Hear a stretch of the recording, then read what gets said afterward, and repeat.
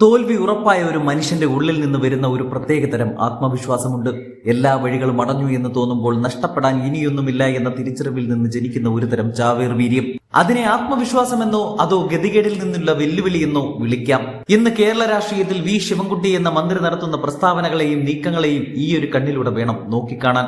മുഖ്യമന്ത്രി പിണറായി വിജയന്റെ വിശ്വസ്തനായി വിലസുമ്പോഴും മന്ത്രിസഭയിൽ വിദ്യാഭ്യാസ വകുപ്പ് കൈകാര്യം ചെയ്യുമ്പോഴും ശിവൻകുട്ടിയുടെ ഉള്ളിലെ രാഷ്ട്രീയക്കാരൻ ഇന്ന് വലിയൊരു ഭയത്തിലാണ്. ആ ഭയം സ്വന്തം മണ്ഡലമായ നേമത്തെക്കുറിച്ചാണ്.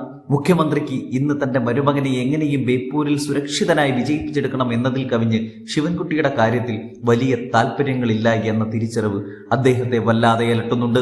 അതുകൊണ്ട് തന്നെ വരുന്ന തെരഞ്ഞെടുപ്പിലും നേമത്ത് തന്നെ പോരാടേണ്ടി വരുമെന്ന് ഉറപ്പായ ശിവൻകുട്ടി തന്റെ രാഷ്ട്രീയ ജീവിതം നിലനിർത്താൻ ഒരു പുതിയ അടവ് പയറ്റുകയാണ്. പ്രതിപക്ഷ നേതാവ് വി ഡി സതീഷിനെ നേമത്തേക്ക് വെല്ലുവിളിക്കുന്നതിന് പിന്നിൽ കൃത്യമായ ഒരു തിരക്കഥയുണ്ട്.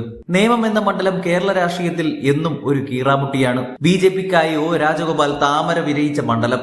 അന്ന് UDF അവിടെ ഒരു കാഴ്ചക്കാരന്റെ റോളിലായിരുന്നു. 2016 UDF-നായി ഘടകകക്ഷി നേതാവ് സുരേന്ദ്രൻ പിള്ള മത്സരിച്ചപ്പോൾ ശക്തമായ ഒരു ത്രികോണ പോരാട്ടം ഇവിടെ നടന്നില്ല. കോൺഗ്രസ് വോട്ടുകൾ കൂട്ടത്തോടെ BJP-യിലേക്ക് ഒഴുകിയെത്തിയപ്പോൾ രാജഗോപാൽ ചരിത്രം കുറിച്ചു. എന്നാൽ 2021 ചിത്രം മാറി. കരുത്തനായ K മുരളീധരൻ കോൺഗ്രസിനായി എത്തിയതോടെ മണ്ഡലത്തിൽ അക്ഷരാർത്ഥത്തിൽ ഒരു തീ പാറുന്ന പോരാട്ടം നടന്നു. കോൺഗ്രസ് വോട്ടുകൾ മുരളീധരൻ കൃത്യമായി പെട്ടിയിലാക്കിയതോടെ BJP-യുടെ വോട്ട് ബാങ്കിൽ വിള്ളൽ വീഴുകയും കുമ്മനം രാജശേഖരൻ പരാജയപ്പെടുകയും ചെയ്തു. ഇതിന്റെ ഗുണഭോക്താവായാണ് ശിവൻകുട്ടി എന്ന നിയമസഭയിലെത്തിയത്. അതായത് UDF അവിടെ ശക്തനായാൽ മാത്രമേ ശിവൻകുട്ടിക്ക് ജയിക്കാൻ കഴിയൂ എന്ന വൈരുദ്ധ്യാത്മകമായ രാഷ്ട്രീയ സത്യം അദ്ദേഹത്തിന് നന്നായി അറിയാം. ഇത്തവണത്തെ സാഹചര്യം പഴയതിനേക്കാൾ കഠിനമാണ്. BJP ഇത്തവണ നേമത്ത് കളത്തിലിറങ്ങാൻ പോകുന്നത് മുൻ കേന്ദ്രമന്ത്രി രാജീവ് ചന്ദ്രശേഖരനെയാണ് എന്ന് പുറത്തുവരുന്ന സൂചനകൾ പറയുന്നു.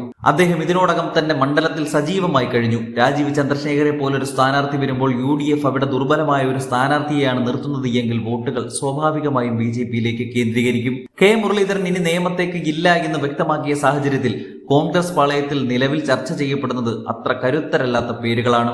ഇത് ശിവൻകുട്ടിയുടെ ഉറക്കം കെടുത്തുന്നു. UDF വോട്ടുകൾ ചോർന്ന് BJP-യിലേക്ക് പോയാൽ തന്റെ തോൽവി ഉറപ്പാണ് എന്ന് അദ്ദേഹം കണക്കുകൂട്ടുന്നു.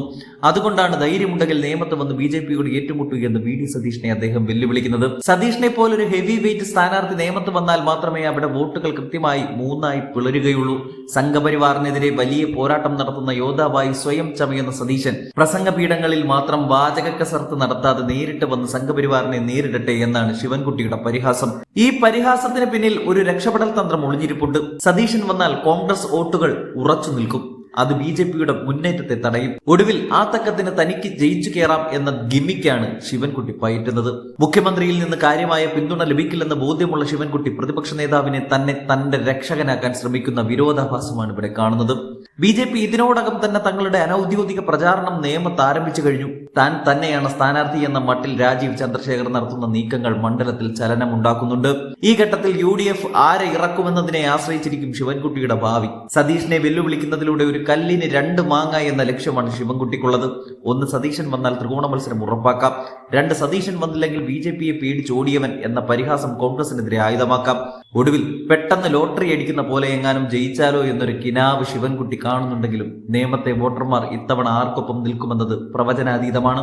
രാഷ്ട്രീയ ചാണക്യന്മാർ മെനയുന്ന ഇത്തരം തന്ത്രങ്ങൾ ജനങ്ങൾക്കിടയിൽ എത്രത്തോളം വിലപ്പോകുമെന്ന് കണ്ടു തന്നെ അറിയണം. BJP-യുടെ കരുത്തും UDF-ന്റെ നിലപാടും ശിവൻകുട്ടിയുടെ ഗിമിക്കുകളും നേമത്തെ ഇത്തവണത്തെ തെരഞ്ഞെടുപ്പിനെ കേരളം കണ്ട ഏറ്റവും വലിയ പോരാട്ട കളമാക്കി മാറ്റുമെന്ന് ഉറപ്പാണ്.